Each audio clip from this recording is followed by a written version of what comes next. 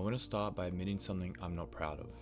I spent years chasing a dream, and I was good at it. I hit the marks, people were proud of me, and somewhere near the top of it I got this quiet, sick feeling that I can only describe as realizing the ladder I'd been climbing was leaning against the wrong wall the whole time. The dream was never mine. Someone handed it to me a long time ago, and I picked it up and carried it, and told myself it was what I wanted. But I never chose it.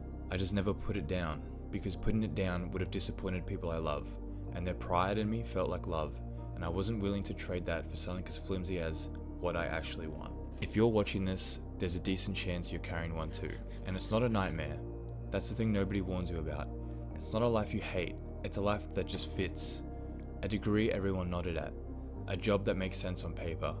A path you slid onto so smoothly you never noticed you didn't choose it. You just stopped resisting it. From the outside, it looks like you've got it together. Maybe you do. That's exactly what makes this so hard to even talk about. Because a borrowed dream doesn't hurt in a way you can point to. It doesn't stab. It just goes quiet. You hit the milestone you were supposed to want, and you stand there waiting to feel something, and the something doesn't come. Everyone's congratulating you, and you're nodding along, and inside there's this flat, grey nothing where the joy was supposed to be. And you decide something's wrong with you. You decide you're ungrateful. You got the thing. So why does it feel like standing at your own funeral? Here's the cruel part. You can be good at it. You can win.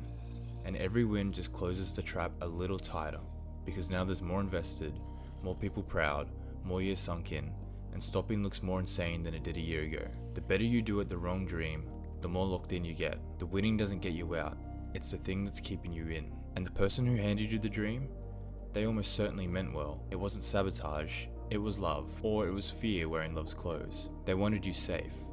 They wanted you to skip the struggle they went through, which is exactly why it's so hard to put the thing down. Because saying, "This isn't mine," feels like saying, "I don't love you," or "You were wrong about me," and you can't bring yourself to do that to them. So you keep carrying it. The guilt is the chain, not the dream, the guilt. And by the time you finally notice, you've built so much on top of it that there's this bleak part. You don't even know what your own dream is anymore. You go looking for it, this thing everyone says you're supposed to find, and there's just static, because you outsourced wanting for so long that the muscle died. You got so good at wanting what you were supposed to want that you forgot how to want anything for yourself. That's the part that really messes people up. Not, "I'm trapped." It's, "I'm trapped and I don't even know what I'd run toward if I got free." So let me tell you what I think is going on underneath all of it. Because once I saw this, it changed how I looked at my whole life. You never gave yourself permission to want something just because you want it. You've spent your life waiting for someone to release you, to tap you on the shoulder and say, "Hey, it's okay. You're allowed to go choose your own thing now." And I need to tell you, gently, no one is coming to say that. The person who gave you their dream can't release you, because to them, that dream is how they love you. Asking them to take it back is asking them to stop loving you, the only way they know how. So they won't. You'll be waiting forever, which means the permission has to come from you. You have to take it, and it will cost you, because taking it means choosing something the people you'd love don't approve of, and watching their faces while you do it. That's the real reason almost nobody does this. It's got nothing to do with being lazy, and it's not really even about being scared of failing. It's that you can't stand the thought of disappointing the people whose pride you've been living on. Now here's the part that actually helps, even though it doesn't sound like a fairy tale. Your own dream is quieter than the one you were handed. It's not going to arrive as a thunderbolt. It's not going to come with a crowd. It shows up with people asking why on earth you'd walk away from something so good. But it's yours. It's the one thing in all of this that's yours. And there's this strange, cold kind of freedom in that once you stop fighting, nobody's going to validate it, but nobody gets to take it either. It doesn't run on their approval, which means it can't be switched off when the approval runs out. And you can't stop hunting for your passion like it's a set of keys you lost. That's not how it works. You don't find it, you notice it. It's in the small stuff. The thing you drift toward at 1 a.m. when nothing's been assigned to you.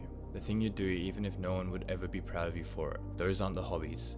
Those are the thread, and you need to pull on them. So what do you do with that? I don't really have a system for you, but the numbness is the place to start. Those moments where you hit the thing and feel nothing.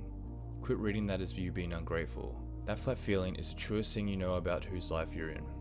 Most people spend years explaining it that way. Don't. And nobody's gonna hand you a new dream the way they handed you the old one. So you're stuck working out the shape of it on your own, which is harder than it sounds when you've never done it. The only thing that's cut through the static for me is one question. If nobody would ever know, and nobody would ever be proud of me for it, would I still want it? The stuff that survives that is yours. The stuff that disappears was always theirs. You don't have to blow your life up over it. Just do one thing this week that's yours and that you already know won't get you a single bit of credit, and sit in how uncomfortable that is. Choosing something nobody's going to pat you on the back for, that's the muscle, and it's weaker than you think. That's the whole job for now. And I'll be straight with you, because I'd hate for this to sound like I've got this figured out. I'm in the middle of this, not on the other side of it.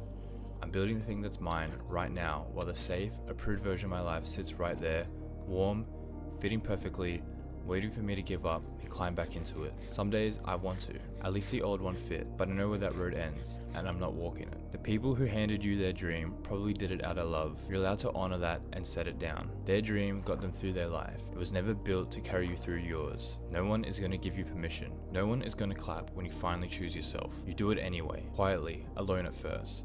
Because the only thing worse than the struggle of building your own thing is reaching the very end of a life that fit you perfectly and was never, for a single day, actually yours. So tell me in the comments, what's the dream somebody else had for you? And the harder one, what would you choose if nobody was watching and nobody needed to be proud?